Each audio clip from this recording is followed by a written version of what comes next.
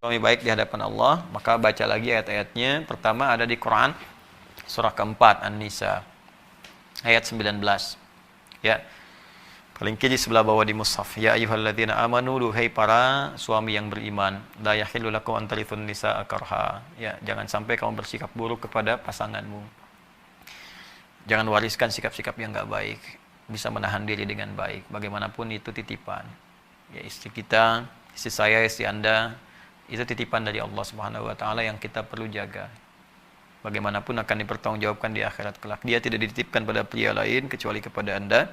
Tentunya untuk dijaga, diperlakukan dengan baik. Ya, jadi kita belajar menjadi baik dan saling memahami. Setiap kita pasti ada kekurangan.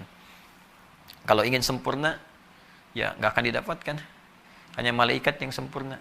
Ya, kalau mau silakan nikah dengan malaikat maut, malaikat Israel tuh ada. Ya, yang lainnya, tapi nggak ada yang sempurna. Ya, nggak ada yang sempurna. Setiap kita pasti punya kekurangan. Sepanjang masih manusia. Jadi kalau suami mengerti istrinya manusia, tentu tidak akan mengeksplorasi kekurangannya. Demikian sebaliknya.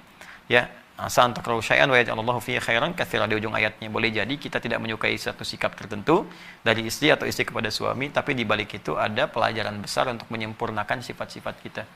Makanya agak menarik, biasanya kalau dipasangkan itu akan terlihat saling melengkapi. Jadi memang kekurangan kita itu hanya bisa dilengkapi oleh istri kita. Demikian sebaliknya. Ya. Kemudian yang kedua, tunaikan kewajiban dengan baik. Ya, apa kewajibannya? Ada di ayat 34 di surah An-Nisa. Ar-rijalu qawwamuna 'alan nisa bima faddalallahu ba'dahum 'ala ba'din wa bima anfaqu min amwalihim. Ya, lelaki itu qawwam, menjadi pelindung, pengarah di keluarganya, mataharinya. Ya, apa fungsi matahari? Menyinari. Sinar itu kan kalau ada pakaian basah disinari kering kan? Hangat, melindungi, maka lindungi. Kalau ada yang mengganggu isi keluarga, sengat dia dengan sinarnya.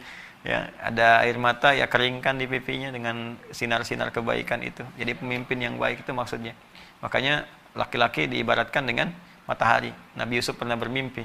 Ya, ini ra'aitu ahada asyara kawkaba wa syamsa wal qamara ra'aituhum li sajidin. Jadi saya melihat di mimpi saya 11 bintang, 1 matahari, 1 bulan semua sujud. Maka ditafsirkan 11 itu saudaranya. Ya, beliau 12 bersaudara, 11 saudaranya, matahari bapaknya, Nabi Yaqub alaihissalam, kemudian bulan ibunya. Ya, ibu, ya perempuan itu rembulan. Apa fungsi rembulan? Bulan itu untuk dilihat keindahannya.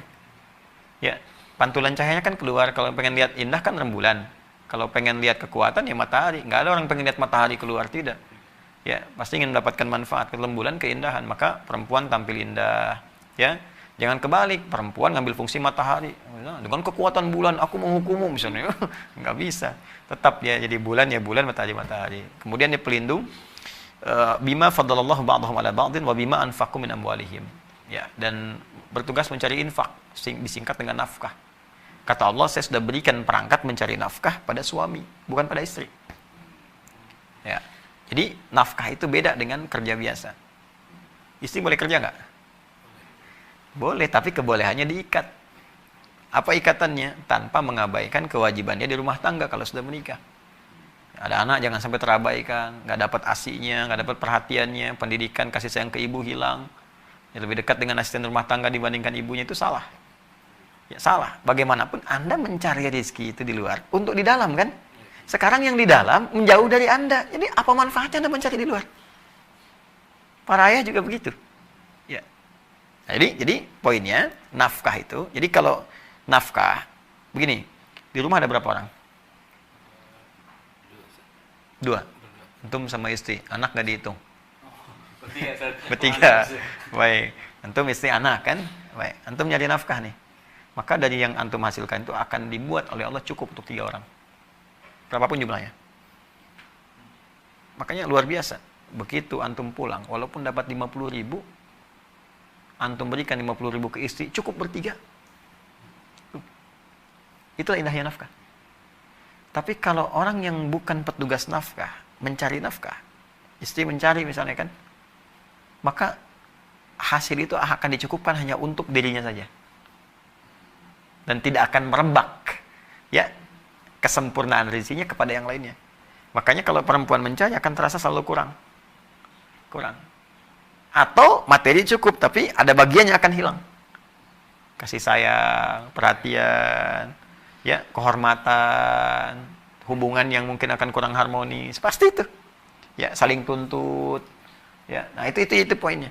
Jadi dari sini maka disiapkan bagi Anda untuk mencari nafkah dengan baik. Nafkah itu sudah janji Allah, sepanjang Anda mau bergerak, Allah akan turunkan rezeki.